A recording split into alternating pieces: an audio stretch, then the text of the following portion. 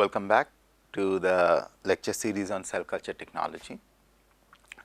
So, if you remember, in the last class we talked about the defined system,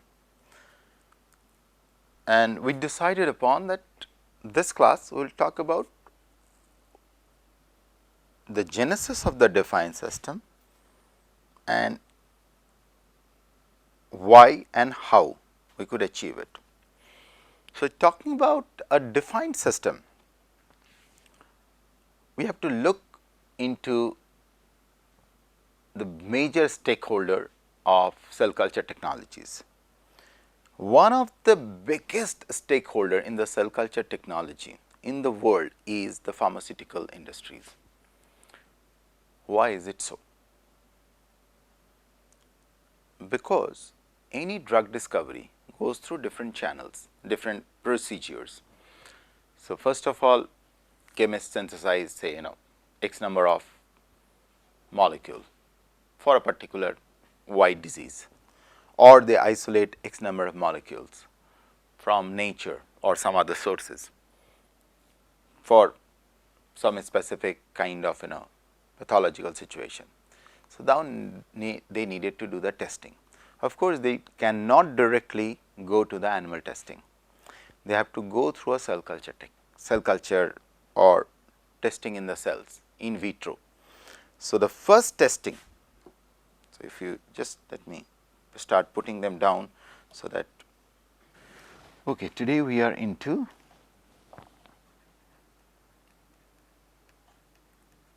week 5, lecture 2, W5 L2. Okay. Now, where we are starting today is genesis of the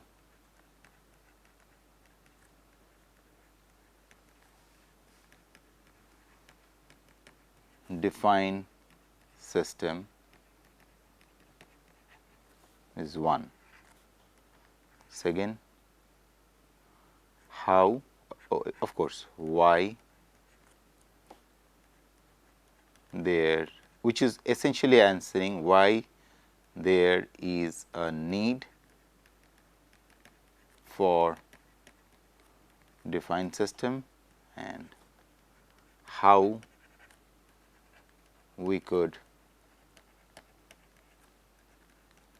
achieve the same.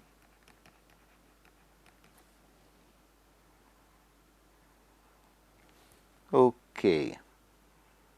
Now, as I told you, we just switch gears and told you the drug discovery industry, drug discovery process.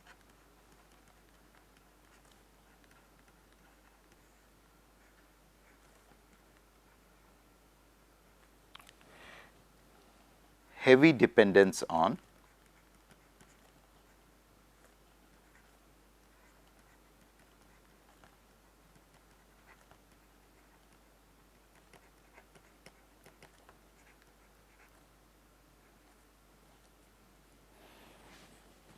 cell culture.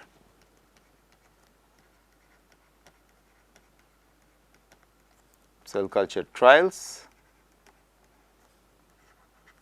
before moving to animal or in vivo trial.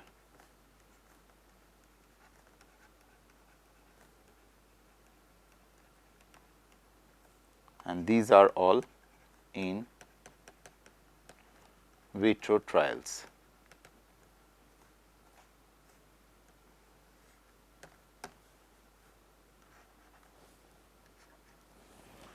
So, now since I have jotted down the thing, how you should think over this.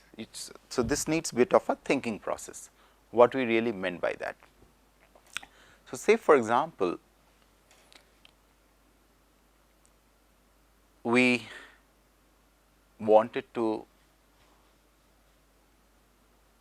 prove a point, let us talk about that. We say that a system is working towards a medicine which will say prevent Alzheimer's. Fine. Now, you have to test this. If you have to test this, you need it first of all in vitro setup.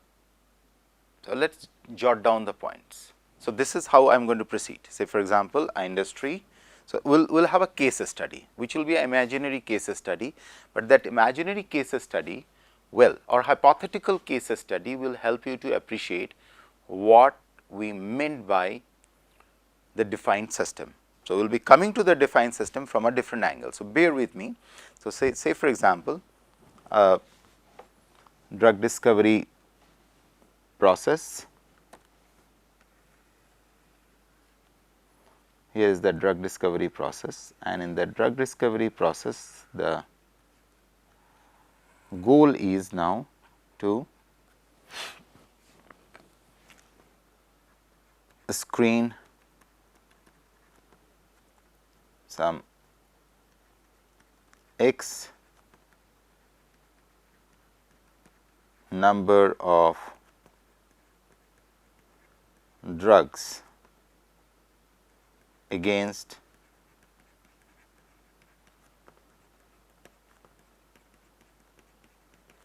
Alzheimer's disease. So, let us enumerate what all you will be needing. So, of course, we know the process is there has to be an in vitro trial, there has to be an in vivo trial, and it should follow that sequence. You cannot, and remember, you cannot jump to an in vivo trial without doing the correct in vitro trial. Now, what was existing in the industry is something like this. When you talk about screening Alzheimer's drugs, you will see many work. What they will do, I will tell you. They will, okay, before I get into this, those who doesn't know what happens in Alzheimer's, so you lose the hippocampal neurons of the brain. So, if you look at the brain, so here is your brain. This is the dorsal view, you are looking at the brain from the top, and here is the ventral view of the brain, where you are looking at the brain from the ventral side.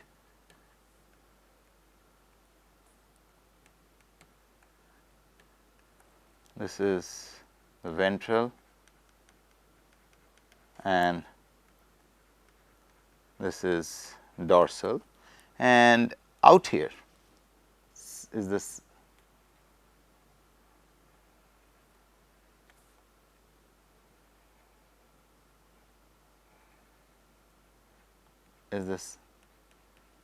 position slightly deep inside lies hippocampus. You really need good surgical skills to isolate the hippocampus. You cannot do it so easily. You really need to go down and pull out this tissue. Now, what happens in Alzheimer's, for those who are not aware of it and for those who knows it, these cells which are part of this, which are essentially interesting neurons with a very nice pyramidal geometry. Their cell body looks like pyramids, something, and they are large cells, and so this is how most of them looks like. If you look at the cell body, it will look more like a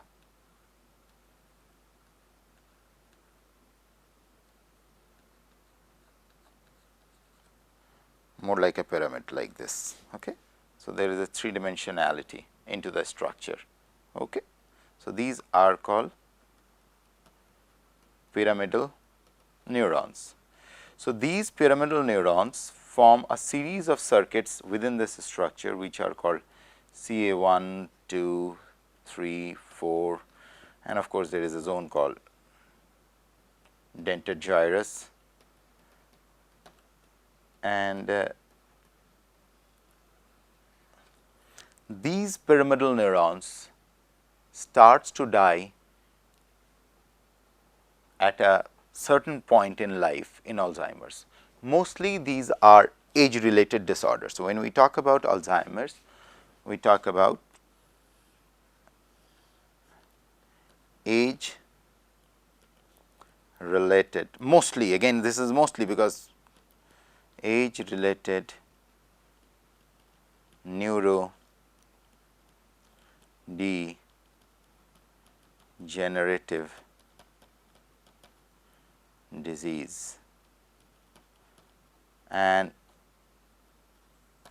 this age related neurodegenerative disease means these aging neurons, in other words, as you are aging, the neurons are also aging. These aging neurons dies for an unknown reason. Okay. So, now you wanted to screen a drug for these aging neurons. What paradigms followed in many places, and some now they are shifting. So, I will tell you the existing paradigm for. So, this is your case study. So, now let us see what are the paradigms which people are following. So, the first thing what you will be needing for this is, one, you need hippocampal culture. So, which has to be a primary culture, because there is nothing called hippocampal cell line or something, because these are completely differentiated cells, hippocampal cultures. Then what you need is a defined medium. I will come to that why. Then you need a defined substrate.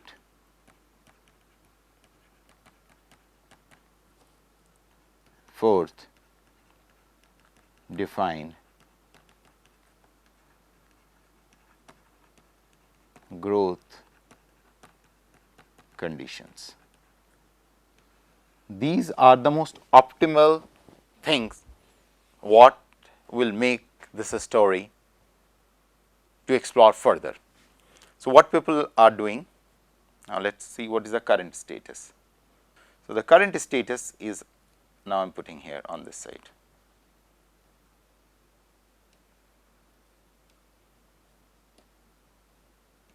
Okay. Now, you have the hippocampus culture, which is people use embryonic day 18th rat or mouse. What does that mean? So, a rat or a pregnant rat or a pregnant mice goes through a pregnancy phase of 21 to 23 days, somewhere in between. On 18th day, the fetus, okay. So, there are two words which are being used. So, when they go through this whole cycle of 1 to 21 to 24 days. So, up to 14th day, this is called an embryo, and from 14th day till birth it is called fetus. Okay. So, this is the cycle a rat or a mouse goes through. Now, on day 18th, somewhere out here, 17th, 18th, the hippocampus is fully developed in the fetus. So, what you do, you take the mother mice or rat, you sacrifice it. So, let me go to the next slide, that will make more sense. Okay. So,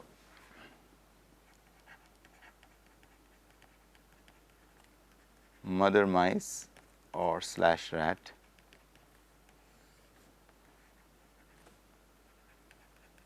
sacrifice the subject. Now, how you are sacrificing is important. Are you using CO2 or using chloroform or using cervical dislocation has to be fixed.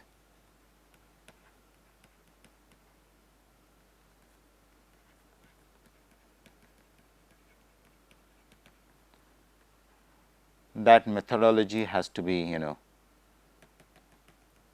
fixed, which methodology you are using. Then post this you isolate the fetus, then you dissect out the brain, then you pull out the hippocampus,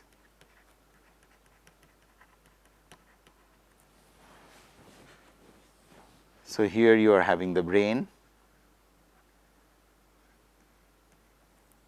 and as I told you that is the dorsal side and here is the ventral side of it.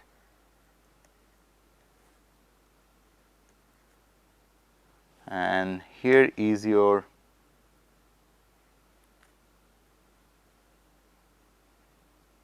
concerned tissue.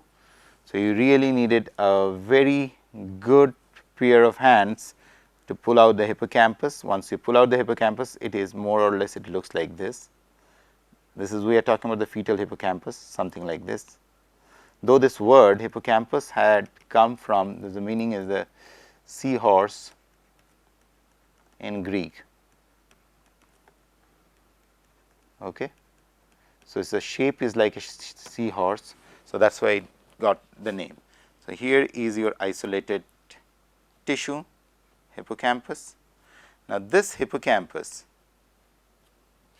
what you do, you dissociate this tissue.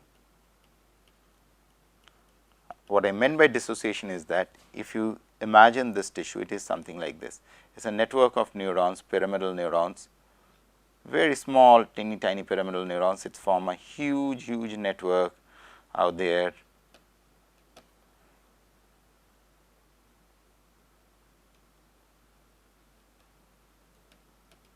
Now, when you are dissociating it, what you are essentially trying to do, so in between you have a lot of extracellular matrix, which is, I am just giving 2-3 neurons here showing you, but there are thousands and thousands of them forming this tissue.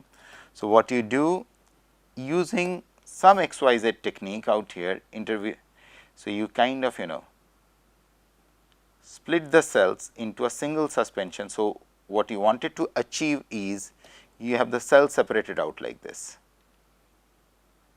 But while doing that process, most likelihood you are going to break some of these. So, what you will be getting as a single cell suspension, most of them will break, you will be getting like this. These are the individual cells which you are going to get out, and this is called single cell suspension. Now, when we talk about this part, how you are going to do this, you have to realize that your options are two. Either you mechanically dissociate them, mechanically dissociating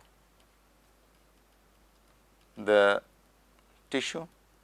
So, you can mechanically dissociate the tissue because these are very soft. What you can do is that you take a pipette tip and you just cut the tip a little bit. Just say for example, you have a pipette tip like this. So, you cut it So, what you are left with is something like slightly wide bore. So, you have your tissue out here in the medium. So, along with 1 second, okay.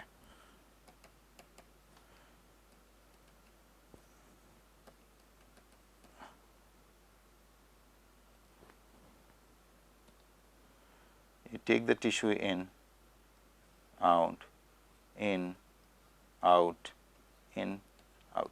In that process, what will happen? You will be obtaining what we call as single cell suspension. So, it is a kind of a shear force by virtue of which you are breaking the tissue. It is a very brute force method, but this brute force method does work for tissue which are soft, okay? And that is good enough, especially for hippocampal neuron, that is good enough to do this. So, what I will do is, here I will close in, and the next class will continue from here to explain that how this tissue will be plated, because see, in this process what we are happening, if you go back the slide before, we talked about cell plating rules, and here I mentioned about age isolation rules. So, we are talking about the isolation rules now. Okay. So, this is your map which you have to keep in mind. As long as you could follow this map, you will be able to follow these lectures very smoothly. Okay. So, I will close in here, and we will continue with this hippocampal thing, and we will talk about what are the challenges what the industries are facing. Okay. So, we will just stop here. Okay. Thank you.